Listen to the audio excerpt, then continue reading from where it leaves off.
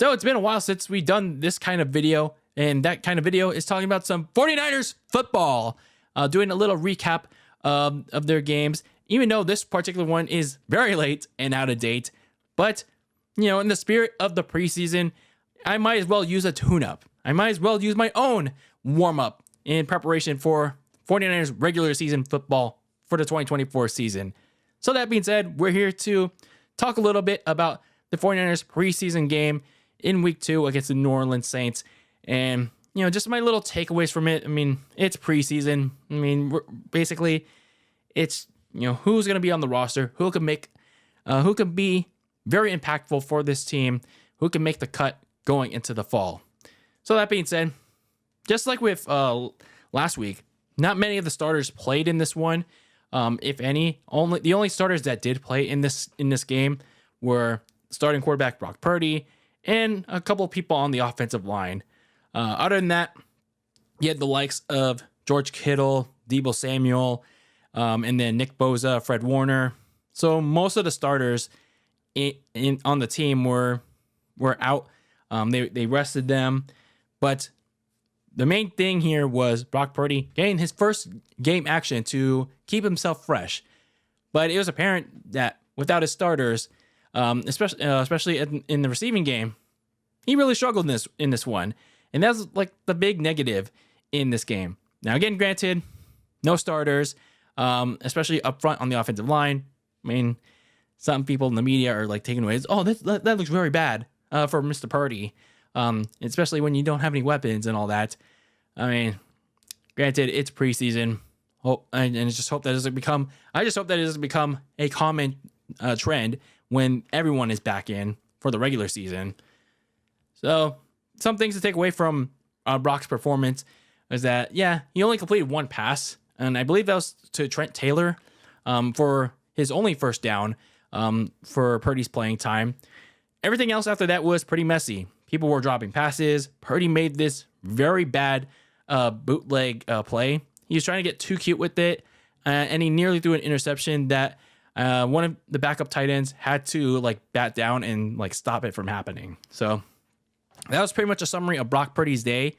Not really great, but again, it's what happens when you don't have almost all your starters on the offense out there. Speaking of starters, the offensive line was not really great, and that was the major reason why Purdy struggled in this game. Now, aside from the rookie Dominic Puni, who is a rookie right guard, and he's actually been doing pretty well for himself. So that's a positive. But the negative is the rest of the offensive line. It's very glaring. It's very concerning.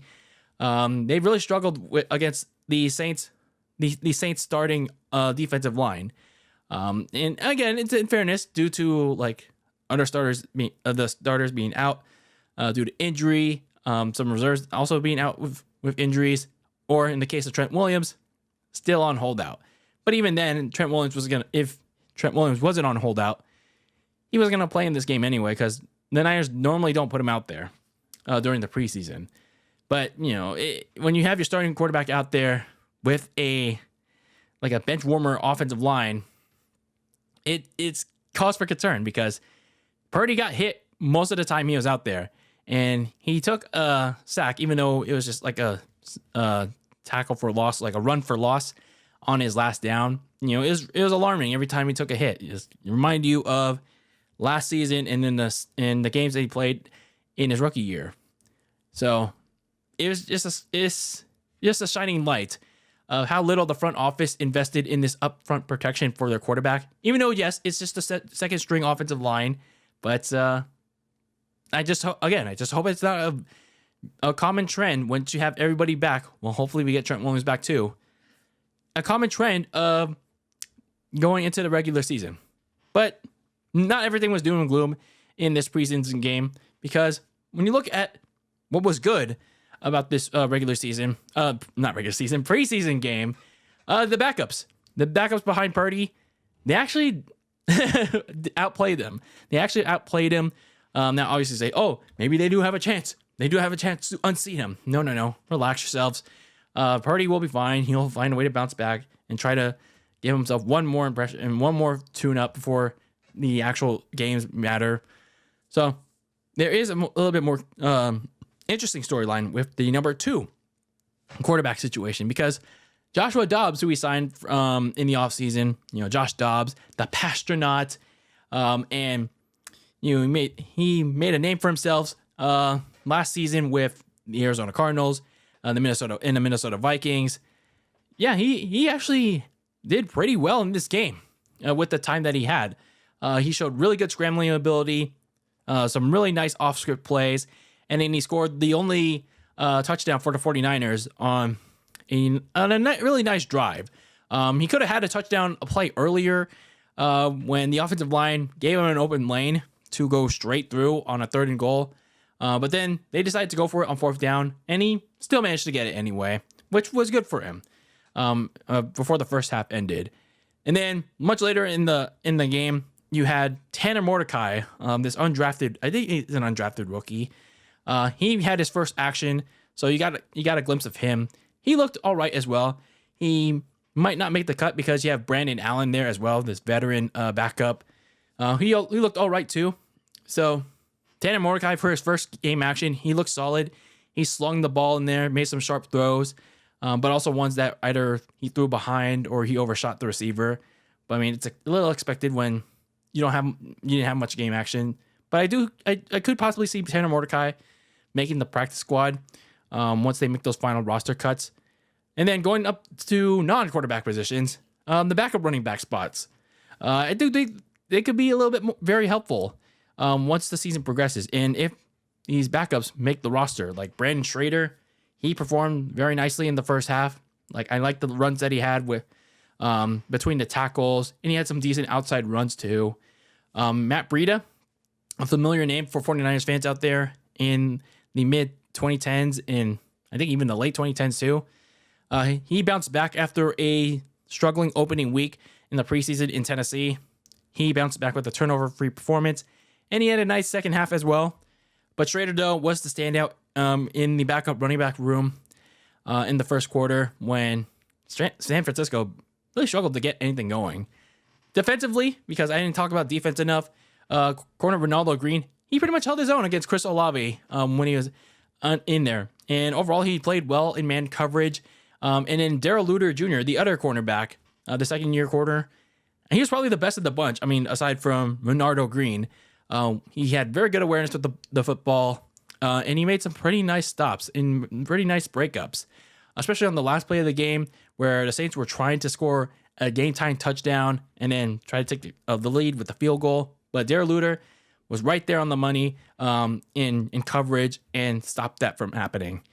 So overall, some nice things to take away from this game, and some not so nice things.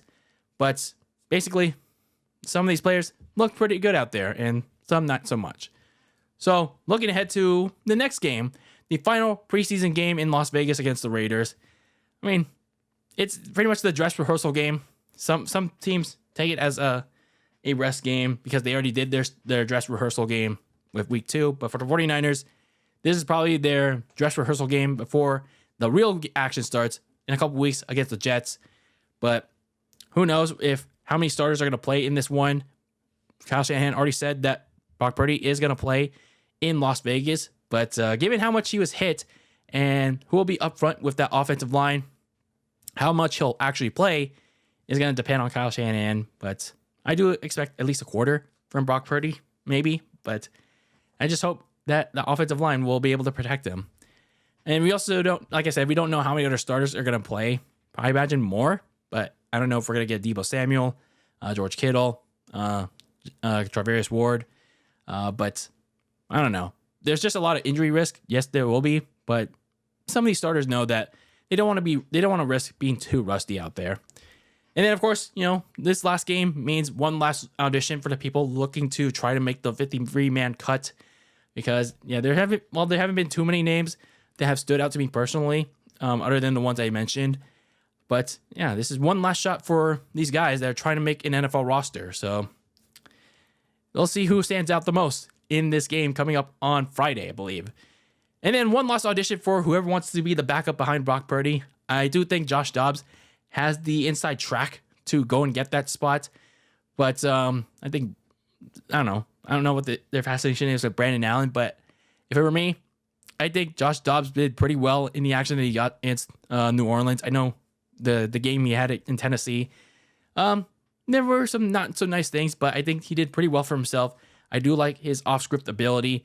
So if I were a betting man, I do think as long as he does well in this final preseason game, I think hopefully he should lock this job down. So overall, again, some nice things to take away from this game against the New Orleans Saints in week 2. Again, it's only preseason, but yeah, we'll see who makes this cut coming up this Friday in one last impression game, and yeah, we'll go from there. So let me know your thoughts on this 49ers filthy casual preseason recap. Let me know your takeaways from this game against the Saints, and yeah, we're one step closer to the beginning of the 49ers 2024 regular season coming up in a couple weeks. So again, let me know your thoughts on this game and who you think stood out the most as some of these guys are trying to make this roster. So until the next one, keep that lasagna very cold in the fridge with your takes on the world of sports. And as always, peace out.